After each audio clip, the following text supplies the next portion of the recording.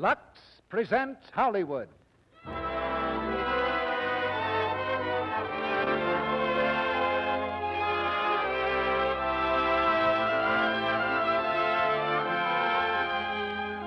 The Lux Radio Theater brings you Gloria Jean, C. Aubrey Smith, Helen Parrish, and Frank Albertson in A Little Bit of Heaven. Ladies and gentlemen, your producer, Mr. Cecil B. DeMille.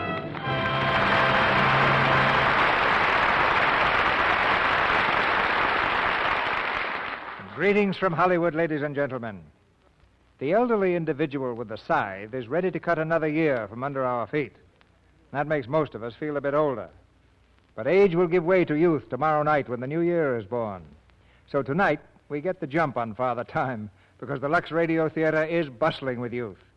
The youthful spirits of 12-year-old Gloria Jean, of Helen Parrish, of Frank Albertson, and another who stayed young longer than any boy I know, C. Aubrey Smith, who is now romping past the 25th milestone of his motion picture career. Our play is A Little Bit of Heaven, recently released nationally by Universal Pictures. It's a good title, especially for the Christmas season, and it's guaranteed because the songs of Gloria Jean are really a little bit of heaven on earth. Gloria went back home to Pennsylvania to spend Christmas with her family and friends, but she had to promise that she wouldn't forget us in the excitement of the holiday. And she kept that promise by showing up for the first rehearsal just about letter perfect in her part. In A Little Bit of Heaven, she plays a very young radio singer who becomes a star overnight. That's what actually happened to Gloria in pictures, so she knows whereof she acts, although she didn't have quite the same complications in real life as in the play. In another leading role in this merry production is a star of many years' standing, the star behind the scenes of the Lux Radio Theater, Lux Flakes. It's setting new records in popularity every day with housewives. Week by week, year by year, its fan mail increases as more and more women discover its magic talents. And we can't ask for any better evidence that we've got a winner. So if you're not acquainted with Lux Flakes yet, well, I suggest that's one way of starting the new year right. I'll even go out on a limb and predict that Lux Flakes will make your new year happier. Now for A Little Bit of Heaven.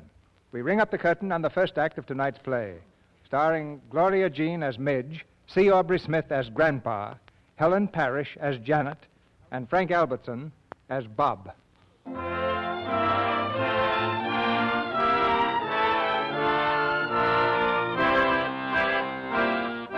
There's a music lesson in progress at the studio of Signor Antonio.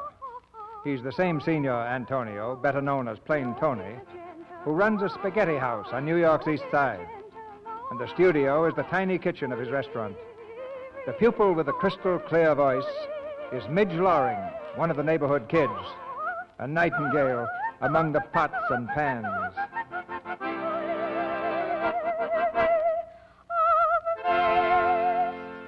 Oh, good. That's a nice image. It's beautiful. Thanks, Tony.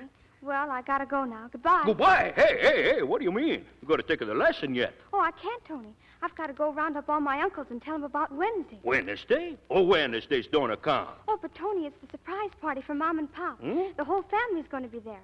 Mom and Pop and Grandpa and Janet and Uncle Dan and Uncle Ed and Uncle Jack and Uncle Bert and Uncle Mike and... Oh, you got too many uncles. And I got to tell them all about it. All right. But tomorrow we have a longer lesson, no? Sure, Tony. Sure. And when the party comes, I make a spaghetti alla Tony. I close up the restaurant for the whole night, special for your Mom and Pops, eh? Oh, and that reminds me. I meant to ask you, Tony, do you think you could afford to trust Janet for the party? Oh, your sister, she lose her job again, no? Yeah. A customer came into the store and bawled her out for something, and, well, you know Janet. She's a ball-out the customer, I know. Yeah, she's getting more like Grandpa every day. Anyway, she's out of a job. Well, that's all right. Sure, I'm going to trust her. But what she needs more as a job is a boyfriend. A fine fellow who's got a job and who can buy her a nice little house, and then they can get married. There is nothing so good like a marriage and kids. That's what Mom says. She says Janet ought to find someone compatible. You think so, huh? What's compatible, Tony? Are you compatible? Oh, Mitch, of course not. I'm an American, and I'm going to stay American, please. Hey, Midge! Midge! Hello, Jerry. Come on out in the street. Big big doings. Hurry up. What is it, an accident? No, a street broadcast. Broadcast in the streets? Yeah, they're asking everybody questions. Come on, Midge. See you tomorrow, Tony. Goodbye. Hey, wait for the Tony. Hey, wait a minute. Oh, that was marvelous, Mrs. Mitchell. No, now, don't go away. Just stay right here at the microphone, Mrs. Mitchell. I've got one more question for you. All right, go ahead. Well, Mrs. Mitchell, will you complete the following quotation from the classics? Mary had a little... Mary had a little... oh, now, don't tell me. no coaching, please. Mary had a little... What do you eat with mint sauce? Huh? Oh, Oh, lamb! Lamb it is. Fine, Mrs. Mitchell. Absolutely 100% perfect. Thank you very much, Mrs. Mitchell. What do you say, Cotton? Who's next? Right here, Bob. This is Mrs. Schultz. Thank you, Cotton. Ladies and gentlemen, my partner has just brought a very lovely lady to our microphone, Mrs. Schultz. Now, Mrs. Schultz, before we start, would you mind imitating a rooster? Why? Why should I imitate a rooster? Oh, no reason at all, but It's silly. Well, yes, It's it is, ridiculous. I wouldn't do it. Oh, thank you, Mrs. Schultz. Now, surely someone feels the urge to crow. Who will it be? I can do it, mister. Well, that's the girl. Go right ahead. Very good. Straight from the barnyard. What's your name, young lady? Midge Loring, what's yours? Bob Cayley. Oh, but we're not here to talk about me. Suppose you tell us something about yourself. Well, I live up there across the street on the second floor. There's quite a lot of us. There's Mom and Pop and Grandpa and Uncle Dan. And I've got other uncles, too, such as Dan, Ed, Jack, Bert, Mike, Wes, Ferris, Pete, Louie, Freddie, and Sherm. And a very pretty sister who's out of a job right now. Oh, and I sing besides. What a family and what a memory. Oh, I haven't even started to tell you about my uncles. They've all got uniforms. That is, all except Uncle Dan. He sells things. What things? Anything. Only he's out of a job, too. My Uncle Ed's a lion tamer in the circus. Uncle Jack's a cop. Uncle Sherm's a street cleaner. Oh, I mean a Department of Sanitation man. Uncle Pete's a prison guard. Uncle Pat's a captain on a barge. And Uncle... Whoa, I think that gives us a pretty good idea. And now, suppose you sing for us. You mean sing into this thing here? Why, that's not a thing, young lady. That's a microphone. Please, sing a song. Well, okay. Tony, play for me, will you? Oh, sure, I play. Ladies and gentlemen, presenting Miss Midge Loring, the young lady with the uncles.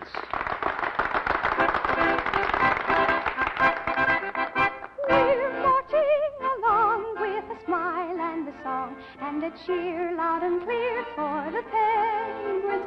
We're loyal and true in whatever we do. Oh, it's fun to be one of the penguins.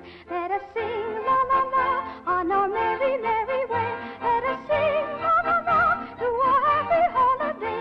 Let us cheer ra ra ra to the sun that shines above, and a cheer ra ra ra to every penguin that we love.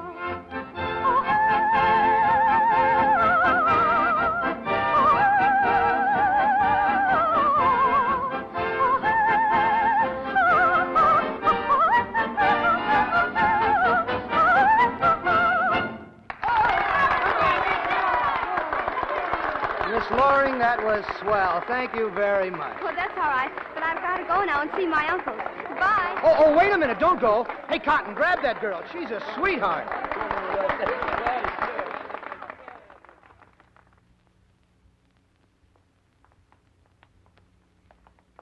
But where are we going? What are we going to do? Young lady, we're going to make you famous, aren't we, Cotton? I'll say we are. And there's nothing to be nervous about. Not a thing. Oh, I'm not nervous. Of course not. Harrington's a great guy, isn't he, Cotton? Yeah, he'll love you. He loves everybody. Who's Mr. Harrington? Oh, he's our boss. One of the nicest fellows you'd ever want to meet. Huh, Cotton? Inside and out, he's a prince. A prince.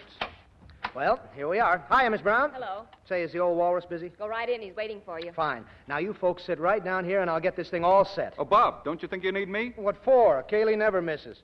See you in 2 minutes. Well, Chief, how are you? Did you hear the broadcast? Yep. Great, huh? Yep. You're fired. Finished. Get out. What? Oh, but that girl, that voice. Grab that girl. She's a sweetheart. Did anyone ever tell you this is a quiz program? Last Tuesday, you broadcast a cat and dog fight. But this is... Yes? Mr. Dixon wants to talk to you. Tell him I'm out to lunch. Tell him I'm in jail. You hear that? The sponsor. Day before yesterday, a woman talked about her operation for 13 minutes. But, Mr... What is it? Mr. Dixon says it's of the utmost importance. Tell him I'm taking a nap. Tell him I'll be back Thursday. Another account out the window. Grab that girl. She's a sweetheart. Making dates on our time. Now, just a minute, Mr. Harrington. At the risk of losing my job. At the risk of losing what job? You haven't got a job. What is it? He won't take no for an answer. All right, put him on. Now, listen, Mr. You shut up. Hello. Hello, Mr. Dixon. Say, I'm mighty sorry about that program today. It was all a mistake. One of my men... Huh? Oh, you did? Well, certainly. That's the way we planned it. Oh, we did, huh? Quiet. Of course, Mr. Dixon, we're just trying to keep her undercover. You never catch me with my pants... You never catch me with the grass growing under my feet. Never mind that stuff. I want to tell you... Quiet. All right, Mr. Dixon. I'll call you as soon as it's all settled. Say about lunchtime tomorrow? Fine. Goodbye. He likes her. He wants her on his show. Where is she? Don't look at me. I don't work here anymore. Now, Bob, don't be hasty. Trouble with you is you're always flying off the handle. Why should you want to quit at a time like this? Quit? You fired me. That's beside the point. Where's that girl? All right, Mr. Harrington. Maybe we can talk terms. Terms? What do you mean, terms? Well, you've got the sponsor, we've got the girl. I'll call you up when it's all settled. Say about lunchtime tomorrow. Oh, wait, Bob! So long, Mr. Harrington. Come back here. Come back! Well, Bob, what did he say? It's all set. He wants her. The sponsor wants her. She's in. Oh, swell. Midge, we're going to make your name a household word. You mean singing on the radio? A coast-to-coast hookup. Fame and fortune. Your picture in the fan magazine. I can see it now. Midge Loring, the dead-end diva. What do you think of it, Midge? We'll have to ask the family. The family? The whole family, uncles included? No, just Mom and Pop and Sis and Uncle Dan and Grandpa. But Grandpa's the real boss. Whenever something makes him mad, he starts breaking canes over the furniture. Oh, well, does he break many of them? 2 or 3 a week. Uh-oh. Cotton, prepare to meet Grandpa.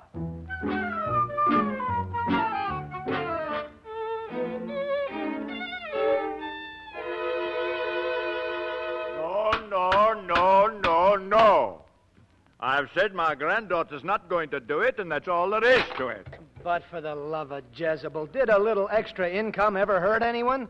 Yes, it's like trying to cage a nightingale or a lark. They stop singing. How about canaries? Oh, bosh. Look, we'll leave it to the family. Mr. Loring, you're Midge's father. What do you think? Well, personally, I think that it doesn't matter what he thinks. He's only got into this family by marriage. What about me? I was born into it. Nobody asked my opinion. Nobody wants it. This is my Uncle Dan. Oh, how do you do? Hi. Now, look, I understand you're a businessman. Sure, when I work. Then you ought to see the possibilities of this thing. Think of it, $100 a week. You said 200. Who did? You did. I did not. Cotton, don't argue. All right, it's 200. Mrs. Loring, let me ask you. Yes?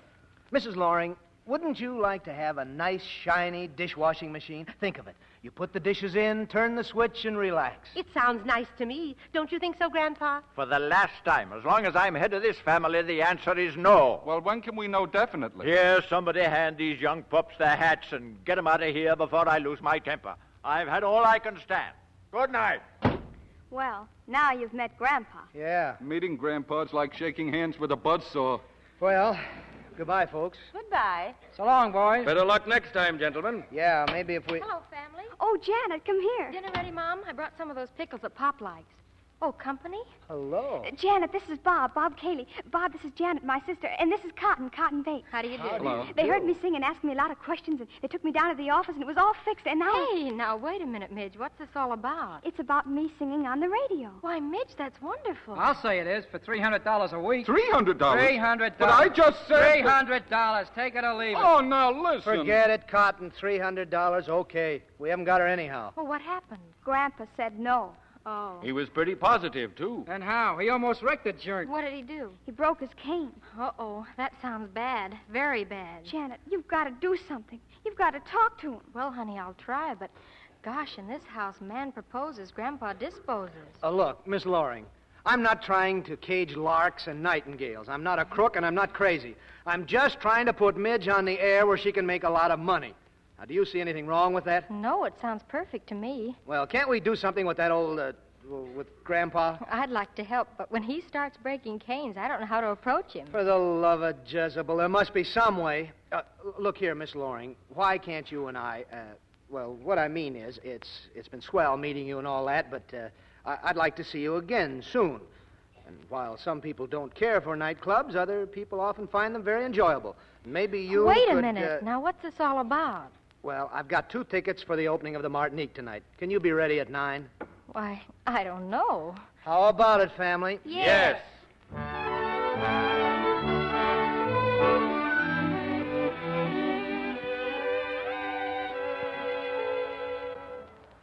Gee, I'll bet Janet's having a swell time. Think so, Grandpa? Huh? He was a nice fellow, wasn't he? Mr. Cayley, I mean. Yeah. Are we going to have that game of checkers, or ain't we? Oh, all right. Grandpa, how does a dishwashing machine work? Well, it works by electricity. You put the dishes in, you turn it on, and that's all there is. And the dishes don't break? No. Gee, that's wonderful. Too bad we don't have one. Huh? You know, Grandpa, I love to sing. And we'll love to hear you. I bet you if I sang loud enough, they could hear me maybe 2 blocks away, huh? I suppose so. And if you could sing loud enough to have people hear you maybe 1,000 miles away in Chicago or Iowa or, gosh, maybe even Africa, that'd really be something, wouldn't it? Why, that certainly would. And if they wanted to pay you for, so for instance, we could get a dishwashing machine and Pop could get a new suit and we could have all sorts of nice things. Listen here, young lady. There's no need for you to bother your head about that. At your age, you ought to be having fun and getting educated. How long does it take to get educated? Well, it starts the day you're born and stops the day you die. Kind of keeps you busy, doesn't it? The important thing is to find happiness and hold on to it. If you don't find it by just having nice new things. Here, let me tell you a story. Okay, Grandpa. Once there was a prince that was very sick, and the doctor said the only thing to cure him would be to find a happy man and buy his shirt and wear it. The prince searched and searched and searched, but he couldn't find a single happy man. One day, when he was just about to give up in defeat, he passed a field and saw the farmer plowing. And the man was singing at the top of his lungs. "Why are you singing?" said the prince. "'Cause I'm happy," said the farmer. "Let me buy your shirt. I'll pay you anything you like for it," said the prince. "I'm sorry," said the farmer, "but I haven't got a shirt." There you are. Don't you like it? It's okay. Just the same, I wish we had that dishwashing machine.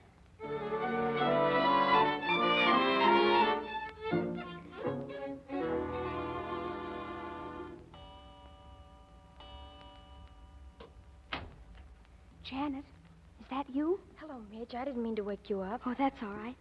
Oh, he gave you flowers, huh? Mm-hmm. Gee, he must be nice. Oh, yes, he's swell. Unzip me, will you? Is he a good dancer? Oh, marvelous. Then you had a good time, huh? Wonderful. First we went to the Colony Club for dinner, and from there we went to the Martinique, and then we went to some little place. I've forgotten the name of it. Quiet in there. There he goes again, always stopping everybody. Why, Midge, what's the matter? Oh, he won't buy a dishwashing machine. I have to get educated from the day I'm born till the day I die.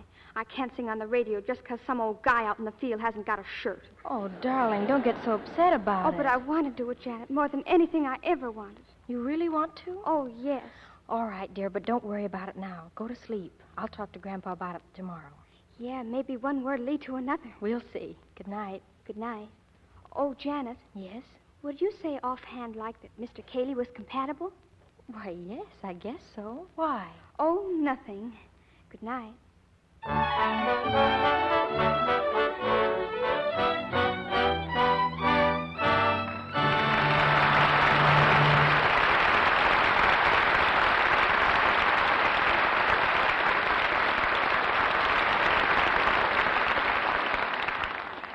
And so the curtain falls on Act One of A Little Bit of Heaven, starring Gloria Jean, C. Aubrey Smith, Helen Parrish, and Frank Albertson.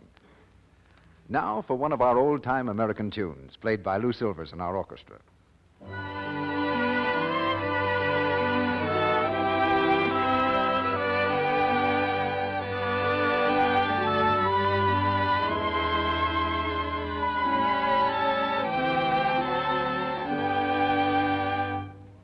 Thank you, Lou, for the haunting strains of Carry Me Back to Old Virginia. You know, I asked Lou to play that because I have some news from Virginia, from its beautiful capital city, Richmond. That was one of the places where a survey was made not so long ago, a part of a nationwide search for information. Women in Richmond, as in other cities from Boston to San Francisco, were asked just how they cared for their nice things. And when all the results from all the cities were added up... The answer was 2-1 for Lux Flakes. Right, Sally. All over the country, it's 2-1 for new Quick Lux. Twice as many women use Lux Flakes for stockings, underthings, sweaters, and so on, as use any other flakes, chips, or beads. Well, you must admit we women are bright, Mr. Ruick. Well, I always admit that, Sally. But seriously, it's true that there are very good reasons why American women prefer Lux for their nice things. Well, new Quick Lux is so much faster. Yes, in water as cool as your hand, it dissolves 3 times as fast as any of the 10 other leading soaps tested. It goes further, too. Right again, Sally. New Quick Lux Flakes give more suds, ounce for ounce, than any of these other soaps, even in hard water. And, of course, it's so safe. Safe for anything safe in water. For your nice things and your everyday washables, too. Yes, it's faster, goes further, and it's wonderfully gentle. No wonder it's New Quick Lux Flakes 2 to 1 among women all over the USA. Now remember, it comes in the same familiar package, and it costs you no more. Now, our producer, Mr. DeMille. Act 2 of A Little Bit of Heaven, starring Gloria Jean as Midge, C. Aubrey Smith as Grandpa, Helen Parrish as Janet, and Frank Albertson as Bob.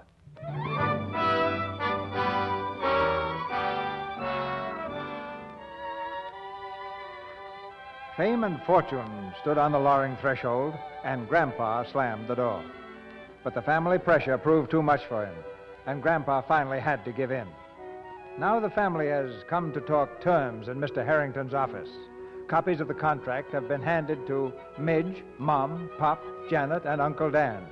The Lorings work strictly as a unit. Well, folks, you ready to sign? Oh, give 'em a chance, Mr. Harrington. They're still reading it. How's it look, Midge? Am I the party of the second part? That's right. How's it by you, Dan? I don't know. There's a lot of stuff in here that don't make sense. Comp mentis, nunc pro tunc. It ain't even American.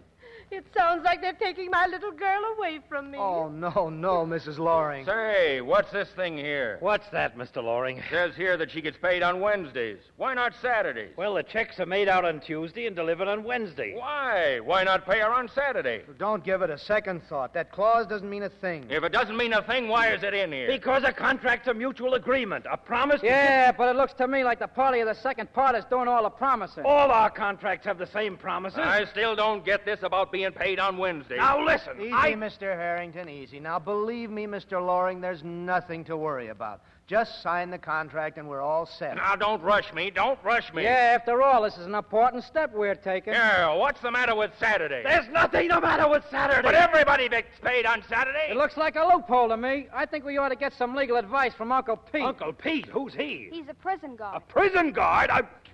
All right. She gets paid on Saturday. Now you're talking my language. And now will you sign the contract? Go on, Pop. Take the plunge. All right. Fine. There you are, sir. Thank you. This is the happiest day of my life. Yeah, I won't have to work either. Well, that's all, folks.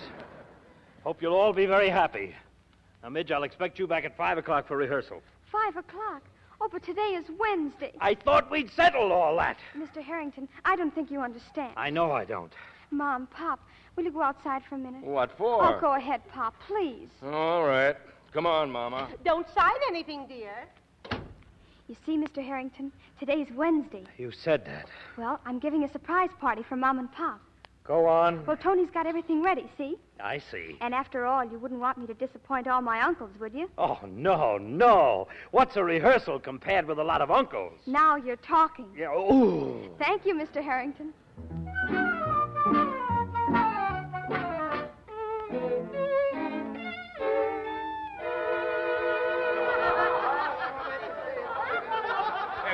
Quiet, please, everybody. Quiet, please, quiet, eh? Quiet, eh? Thank you. And now, my beautiful little pupil, she's going to sing.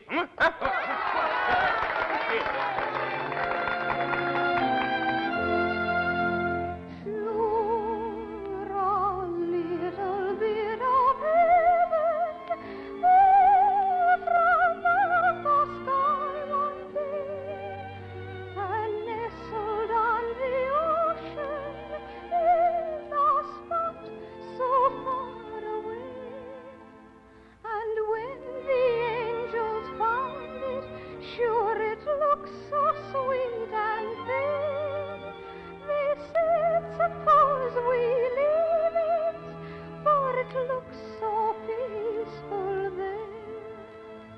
So they sprinkled it with stardust just to make for Sherlock's home.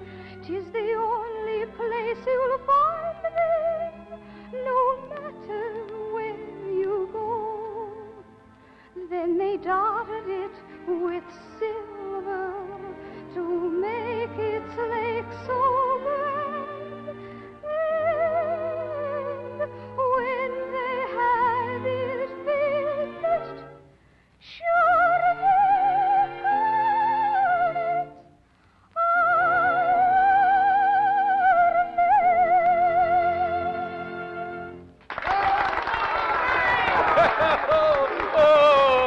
Oh, it's a beautiful, no? See, it's a beautiful. And now we're going to have a speech from Grandpops, eh?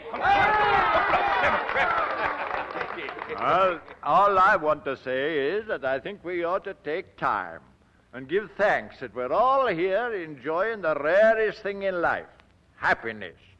We are happy because we bear no grudge against any man.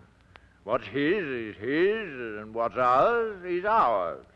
We've been jogging along day after day and year after year without needing any help or interference. We've been pretty self-sufficient. It's nice to think that we've made a little bit of heaven for ourselves, and let's hope that we stay that way and get on with your tomfoolery.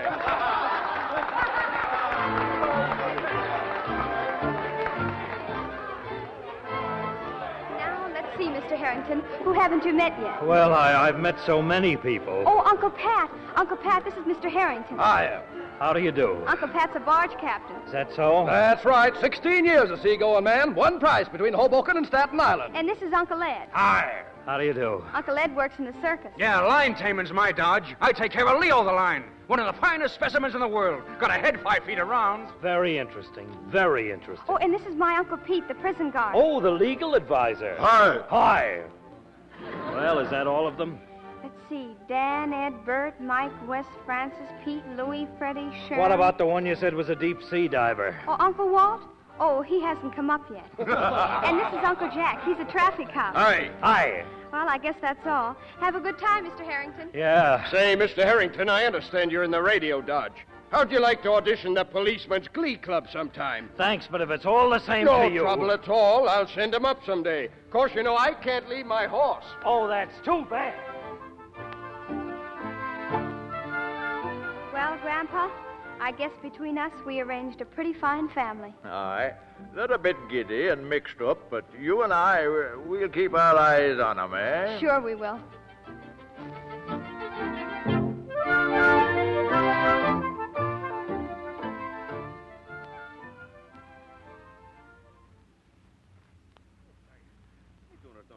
Janet, all my life I teach her singing. All my life she's a music. I know, Tony. No, you tell me I can't teach a midge no more. Why you say that, Janet, eh? I'm sorry, Tony. I thought you'd understand. What's the matter? She's a no sing good for those radio people, eh? It isn't that. She's under contract to them. She's got to do what they say. They. I know it is not you. It is they. They make you do this to me, eh? Try to understand. Francois is only continuing the work you've already done, Tony. Francois? Who's a Francois?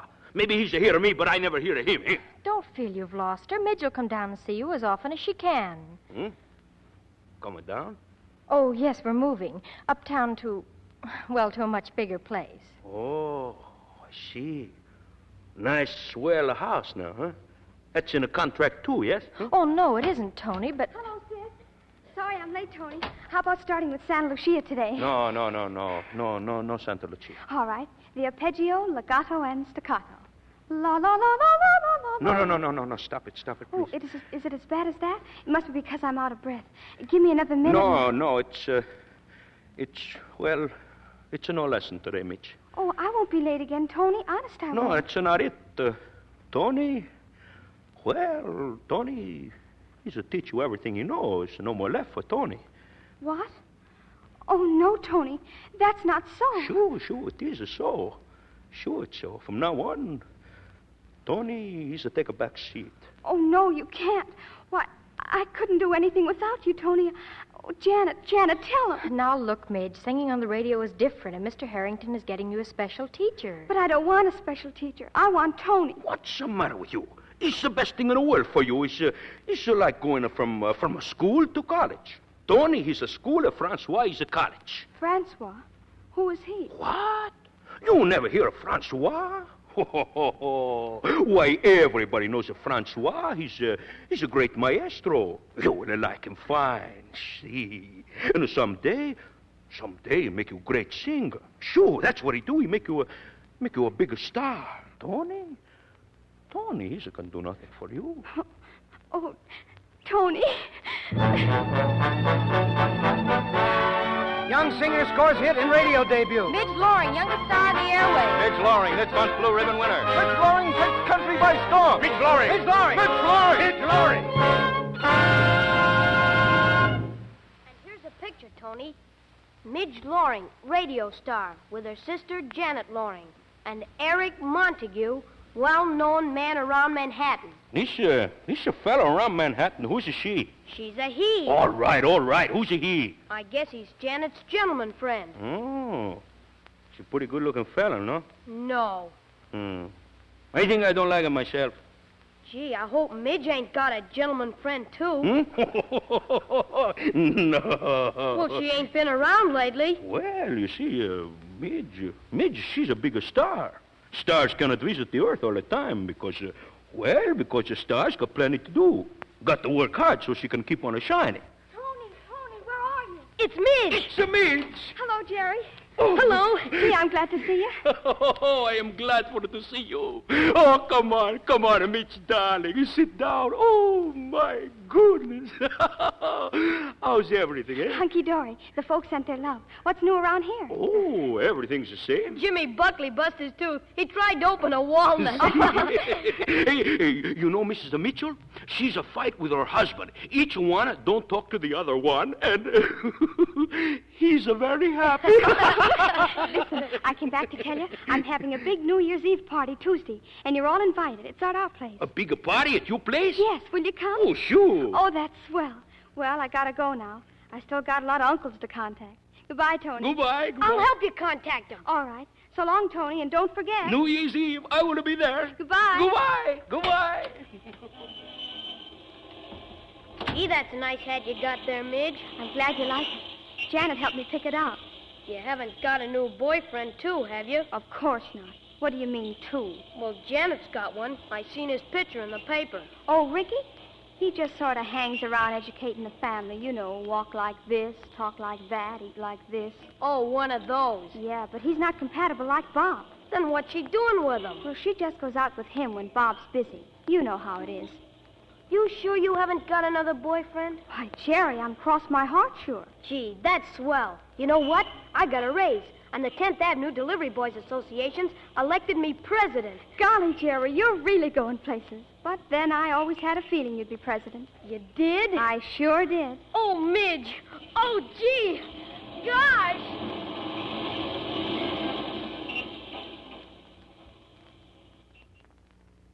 I think steak and mashed potatoes would be all right for Midge's party, don't you, Janet? Oh, but, Mother, we should have something fancy for people like the DeWolves. Maybe Ricky's got a suggestion. Yes, what do you say, Ricky? Well, perhaps terrapin alle riviere for the main course, then pâté de foie gras with the salad, and bombarum for dessert. I think that would be enough. Washed down with a good vintage wine. Yeah. Hey, what is this terrapin? Turkey? No, you dope. It's capon. Hi, family. Midge, darling. How's everything, Mom? Midge, dear, I'm just making out the menu for your party New Year's Eve. We're going to have trappin' a la Riviera and... Fine. And have some hard-boiled eggs for Uncle Jack and some corned beef for Uncle Pete and some pickled onions for Uncle Walt, so they'll have something to eat. Uncle Jack? Uncle Walt? Sure, they're all coming. And we don't need a fancy band for the party. Uncle Sherman, his fiddle, will take care of the music. Uncle Sherman? Uh-huh. I do not believe I have met these gentlemen. You will. They're all coming in full-dress uniforms. In uniforms? That's right. And you needn't be afraid of meeting them. They're very democratic people. They'd be nice to anybody. See you later, family. I gotta go and practice. Oh, Janet, these uncles. Oh, don't worry about them, Ricky. I don't believe they'll come. As a matter of fact, we'll just have to make sure that they don't.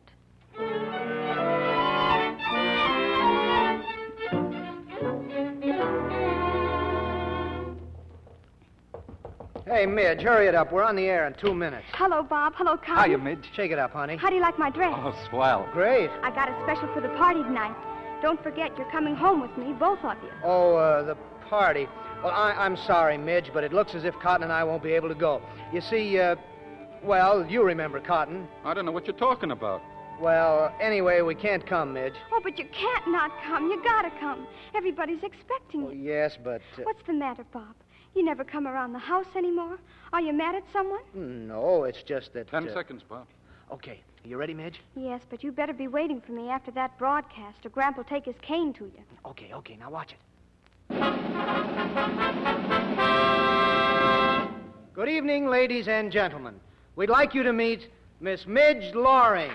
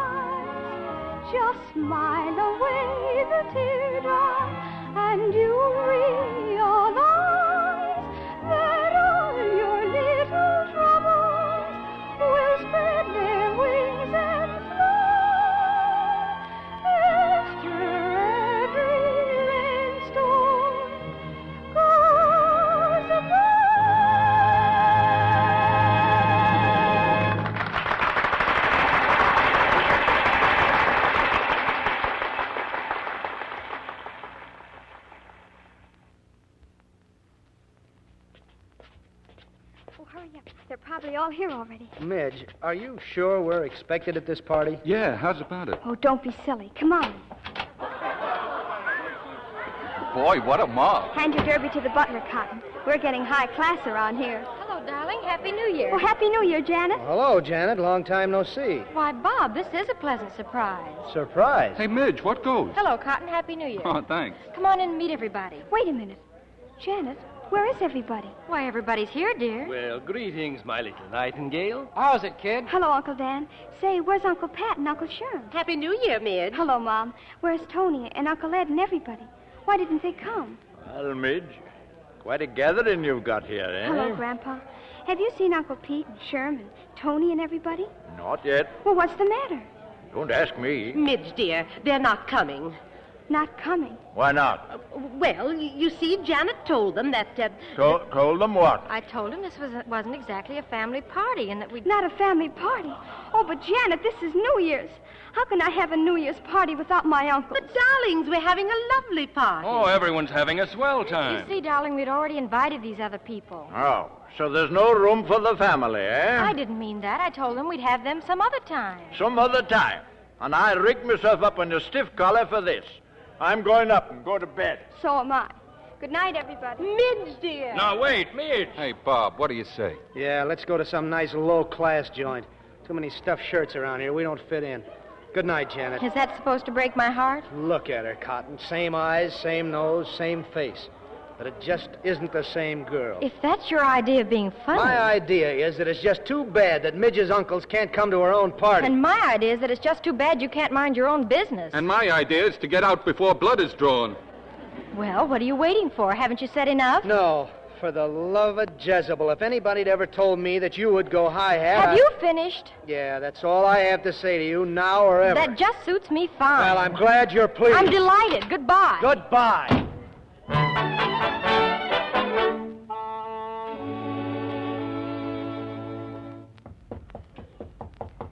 Come in. Hello, Midge. Gone to bed? Yes. Everybody left? All gone. I was wondering if you'd seen my glasses. I've mislaid them somewhere. You've got them on. Huh? Oh, I'll lose my head one day. Come now, lass. Crying never cured anything. Grandpa, What's happened to everybody? I don't know. They've just changed. Golly, maybe I've changed, too. Not you, honey. Never. Then what's the matter with them all? Well, so long as they were struggling along, they were satisfied with very little. They had their work to do, some of them, and that kept them busy. Then you went on the radio, and the money began to roll in. Does money change people? Not always. Sometimes it depends how you use it. But sometimes it makes people sort of lose their bearing. You mean we're not like that man out in the field anymore? We've got too many shirts? Aye, that's what's the matter. Then, Grandpa, you've got to do something. You've just got to. It's got me stumped. Oh, but, Grandpa, we just can't give up. When you're my age, you'll find out you can't change human nature. Oh, that's pretty tough, huh? Pretty tough. Grandpa, what if I'd never learned to sing? What if I'd never gone on the radio and made a lot of money?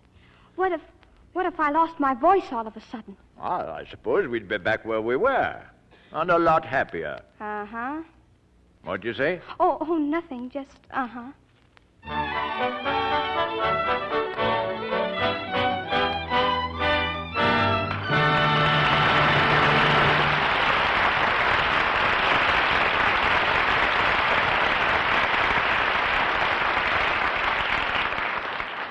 The curtain falls on Act Two of A Little Bit of Heaven, starring Gloria Jean, C. Aubrey Smith, Helen Parrish, and Frank Albertson. During this brief intermission before Mr. DeMille presents Act Three, we bring you another of our real-life stories. Mrs. L. Blythe of Toronto, Canada, has written us a delightful story about a New Year's party she gave last year. With her young daughter, she was going over last-minute plans. There. I think that takes care of everything. Oh, Mother, there's one more thing. You've just got to have a new dress for the party. I certainly need one, but we simply can't afford it. Oh, Mums, please. You'd look so scrumptious. But, honey... Won't you look for one anyway? Well, I'll try. Maybe I'll run into a bargain. I didn't have much hope I'd find anything, but I did go shopping. And I found a $15 dress marked down to almost nothing because it was terribly soiled. The dress was so pretty and such a bargain, I decided to get it and try washing it in Lux Flakes. And I'm glad I did because it turned out beautifully. When my party broke up on New Year's Eve... Well, I certainly had a great... Oh, Millie, darling, it's been a lovely party, and you look divine. Certainly do. That's a stunning dress. Oh, Millie always looks smart. Oh, thank you so much, all of you.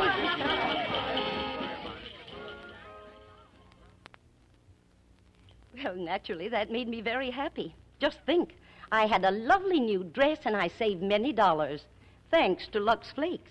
Yes, New Quick Lux does save money. It helps you keep all your washable dresses smart-looking longer. It's safe for anything safe in water alone. It has none of the harmful alkali found in many ordinary soaps. It's fast, and it's thrifty, too. A little goes so far. About a penny's worth of Lux Flakes will freshen a dress, leaving it immaculately dainty, just as you like all your things to be. Keep the generous big box of New Quick Lux handy, and you'll keep your clothes budget down. We pause now for station identification. This is the Columbia Broadcasting System.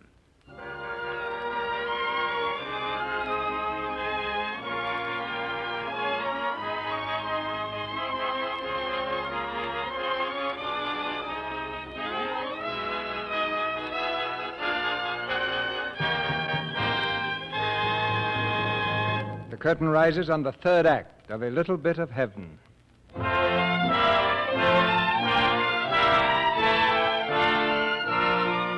The fertile brain of little Midge Loring is hard at work on the problem of changing human nature.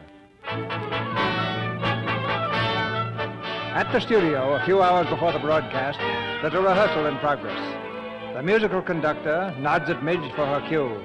Midge clears her throat, opens her mouth, and hits the first note.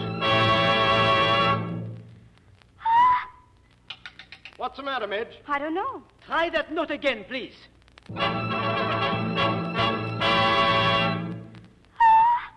That's funny. Nothing comes out. Maybe you swallowed your chewing gum. I didn't have any chewing gum. Still nothing comes out. Miss Loring, such things do not happen to a pupil of Francois. Come on, Midge. We don't want to spend all day on this. Well, maybe we better call the whole thing off. Oh, don't be ridiculous. Come on. Miss Loring, look at me. Say to yourself, I am a pupil of Francois. Then let yourself go. Float on the wings of song. But I don't feel floaty. I feel sinking. Nonsense! Sing! Wait a minute. This is serious. Open your mouth and say, ah. Ah. Let me see. Ah. I see nothing at all. Nothing at all. Listen, you take your head out of her mouth and sit down. Nobody tell France what to sit down. My dear Miss Loring, let me remind you we have impending a most important concert at Philharmonic Hall. That's right. Now make her nervous. Oh, I'm not nervous. It's just that nothing comes out. Enough of nothing. This concert is your great opportunity. You will discipline yourself. You will discontinue your behavior. You will proceed with the rehearsal. You will sing. Don't you understand? I can't sing. That's what's the matter with me. I just can't sing. Something bust inside of me. In here. That's what's the matter with me. I've lost my voice. Don't you see? I've lost my voice.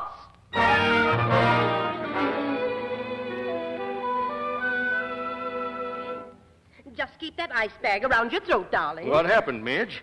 Nothing happened. I just lost my voice. All of a sudden. Nothing came out. What did the doctor say to you? He said I larynxed my tonsils. Nothing like this ever happened in our family before. Just keep her in bed, that's all. I think she ought to gargle with honey. What she needs is a good home remedy, like goose grease or pork. Yeah, what was it that Ed used when he lost his voice from roaring at the lion? Oh, something Grandma whipped up. I'll suppose you all go and find out what it was. I'll stay here with Midge. Well, she'd better be kept quiet. Don't let her take that ice bag off. Yeah, and be sure to hold your feet up high. Be sure she keeps covered up. All right, all right. I know when to come in out of the rain. Go on. Well, young lady, Well, Grandpa? so you lost your voice, eh? Yes, sir. That's what it did. Oh, you can cut out all that stuff now. You know, you're not supposed to tell fibs. I know, but somebody had to do something. So you larynxed your tonsils, eh? Uh-huh. It's a bad case. But, Grandpa, do you figure it'll be safe for me to get my voice back in time for the concert? Because I got to sing at that concert. I guess you can have it back by then, sure. Grandpa, you know what? What? It's going to be tough eating milk toast all the time. Ah, well, later on I'll sneak you a hamburger. Oh, you will? With onions. Oh, eh? Grandpa! Oh, boy. But listen, Mr. Harrington. Hello. Hello. Hello. Mr. Harrington, you can't do that to us. Hello. He hung up. What'd he say? He canceled Midge's contract. Cancel the contract. This is a fine mess. Now I've got to cancel all those dresses. What are we going to do? Well, I think we Quiet! What we've got to do is get down to business and figure out an angle on Harrington. Well, if you're asking me... Nobody's asking you. You didn't even have nerve enough to talk back to him. The point is, what do we do now? Well, we got along without Harrington before. We'll get along without Harrington again. That's a lot of hooey. Oh, a lot of hooey, is it? Well, let me tell you one thing. From now on, there's going to be a change around here. In the first place, you're going to find yourself a job. What? You heard me. Okay. Take it easy. And you heard me, too, Janet. Back to the grindstone for you, too. All right, Pop, all right. What will I do, Pop? You're going in the kitchen and get us something decent to eat. And never mind that fancy trapin' a la capon, either. Yes, what would you like, Pop? Stew. It's Monday, isn't it? Janet, go and answer the door. Sure, Pop. If that butler beats you to it, tell him he's fired. We're going to get back to normal around here. Okay, Pop, okay. Hello, Janet. Oh, Ricky, I'd forgotten all about you. Well, that is very complimentary. Have you also forgotten that the DeWolfs are expecting us? Oh, I'm afraid I won't have any time for the DeWolfs or the Newberries anymore. What? No, you see, beginning tomorrow, I'm going to be very busy looking for a job. Goodbye.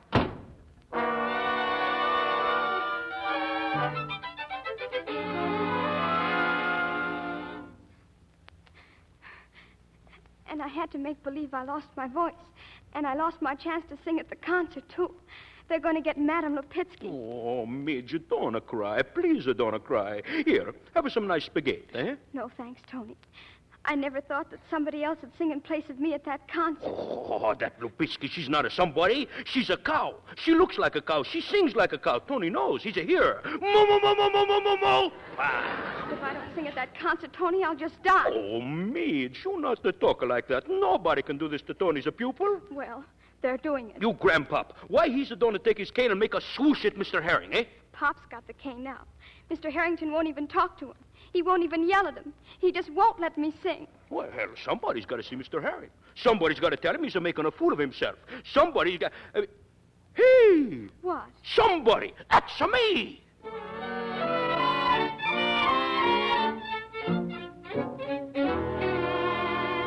No! Yes. No. Yes. No. Yes, Midge is gonna sing tonight. No, no, no. I told that lunatic family I was through with them. Now get out. And I'm telling you, you can't do this. Midge is gonna sing tonight. Don't you tell me what I'm going to do. Out of this office. That cow Lupitsky is not gonna sing tonight. You lunk-headed spaghetti whirler, I don't care whether she's a cow or whether she's a horned toad. Lupitsky sings. Lupitsky, the cow, sings tonight. You mustn't get mad. You too fat. But the Midge is gonna sing tonight. Over my dead body. That's a good idea, but you gotta hurry up because the Midge is gonna sing tonight. And I say Lupitsky sings for the last time. She's don't even sing for the first time. She's in a jail. Listen, she's gonna say... Huh? In the jail. She's arrested. Lupitsky? Who arrested her? Uncle Jack. He's a cop. How you like that? Listen, you can't get away with that. I'll get on this phone and have her out of there in 5 minutes. Oh, you think so, huh? First, you gotta speak to Uncle Pete. He's a prison guard, and he speaks to nobody. Get out of my way. I'll go down to that jail. No, please, you don't leave her from this office. Who says so? Leo is say so. Who's Leo? Hey, Uncle Ed, bring in a Leo.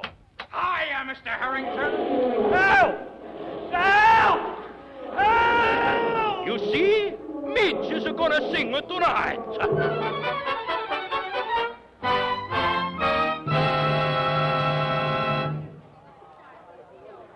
Hey, Bob, the audience is getting restless. Where's that Madame Lupitsky? How should I know? Well, you better go out and make an announcement. Yeah, Kaylee's last stand. Come on, Midge. Hurry, hurry. Hey, what in the... Hello, Bob. Hello, Cotton. Is it time for me to sing? Oh, but your voice, what... I think you'll find her voice is all right, son. She's cured, and so's the family. Me especially, Bob. Janet. Yeah, Bob, honest. She's compatible like anything. Oh, Janet, that's great. What about, maybe we could, you and All right, I... Bob. Right after the concert. Oh, swell. Bob, the announcement. Oh, excuse me. Ladies and gentlemen, I regret to announce to you that, owing to a most unexpected complication, Madame Lupitsky will be unable to sing for you tonight. It is, however, with the greatest of pleasure that I present to you the beloved favorite, Miss Midge Loring.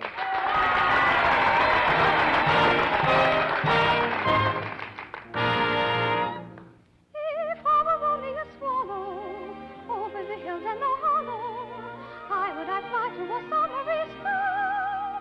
If I were only a swallow, while through the heavens I'm winging, I could be joyfully singing. If I were only a swallow.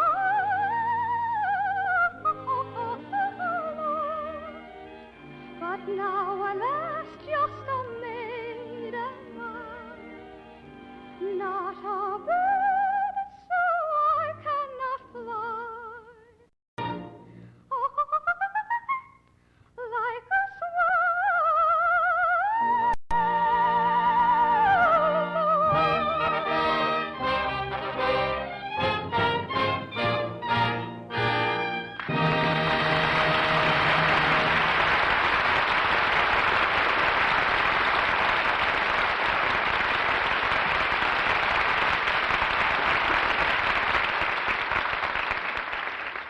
So we reached the end of our play.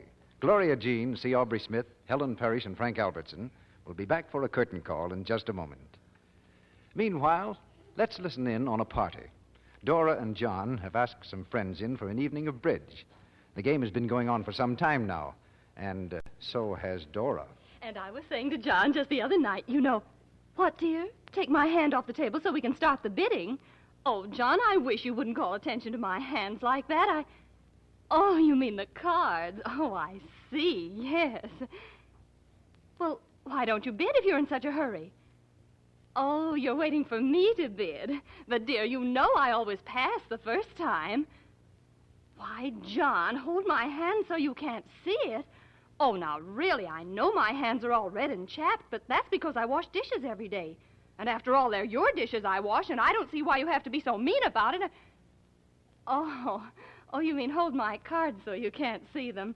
Well, it wouldn't help if you did see them. I've had awful hands all evening. I never have any luck. What did you say, Kitty? No, I haven't any lucks either. But what in the world made you say that? Well, no wonder Dora is self-conscious about her red, rough hands. Kitty put her finger on the reason. Dora hasn't yet discovered new Quick Lux Flakes for dishes. Now, if you, like Dora, have trouble keeping your hands nice because of dishwashing, why not try these gentle, speedy, thrifty flakes for your dishes? Lux is so kind to your hands. Hundreds of dramatic one-hand tests have proved this. Tests of 5 soaps widely used for dishes, made under conditions similar to home dishwashing. Lux left hands soft, smooth, and lovely. The other soaps made them red and rough. Now, why not prove this for yourself? Change from harsh soaps to new, quick Lux. You'll be amazed at the way your hands stay pretty in spite of dishwashing. Get the big box of Lux Flakes. It's extra thrifty. Now, Mr. DeMille is bringing our stars to the microphone. The genial quartet of our play is back at the microphone. Gloria Jean, C. Aubrey Smith, Helen Parrish, and Frank Albertson. And if we could all sing as gloriously as Gloria, this would be some quartet. Thanks, Mr. Smith. And if everybody had a grandpa like you, everybody'd have a swell time. Say, that's quite a mutual admiration society you have there. Yeah, where did it all start? In our first picture together. We're old buddies, Mr. Smith and me. Huh? Gloria, Mr. Smith and I. Oh, yes, sir, I'm sorry. I'll have to remember that. In exchange for those grammar lessons, Gloria, maybe you should give Grandpa Smith some singing lessons. I did ask him to sing a duet once. What did he say? He said I was 50 years too late. That's awful late, isn't it? Well, I wouldn't want to wait that long on the corner. Well, CB, we've all had a great time here this week. What have you got on the fire for next Monday? 3 solid acts of thrills and romance, Aubrey. Our adaptation of the RKO screen hit, Vivacious Lady. And it's a very exciting comedy. Who's in the cast, Mr. DeMille? We're going to have Alice Faye and Don Amici, both in great parts. You'll hear Don Amici as a young college professor, and Alice Faye as the nightclub singer he marries. That marriage comes as quite a shock to the college, but it will bring us a lot of fun next Monday night. Well, Vivacious Lady was great on the screen, Mr. DeMille. I think it'll be a hit here next week. Well, good night. Good night. Happy New Year, CB. Good night. Good night. And I know you'll all have a happy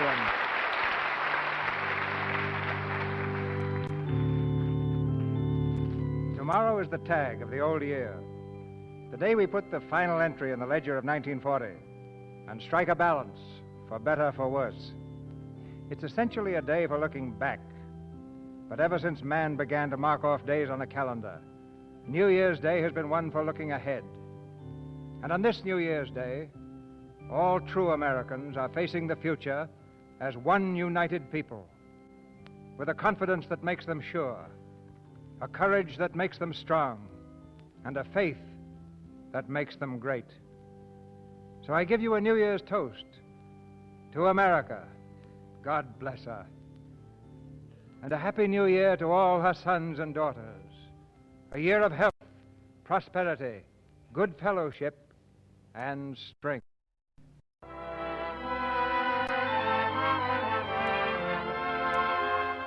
Our sponsors, the makers of Lux Flakes, join me in inviting you to be with us again next Monday night when the Lux Radio Theater presents Don Amici and Alice Faye in Vivacious Lady. This is Cecil B. DeMille saying good night to you till 1941 from Hollywood.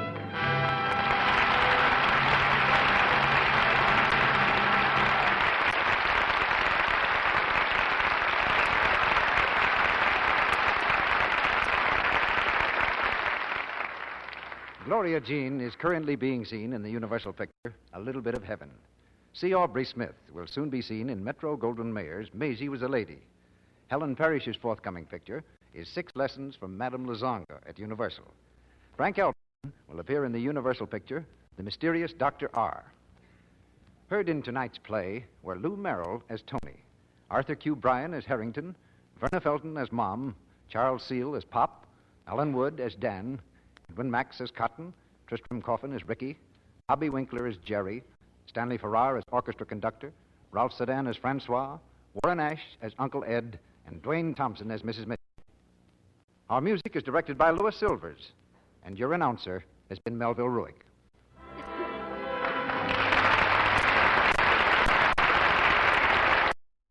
The Columbia Broadcasting System.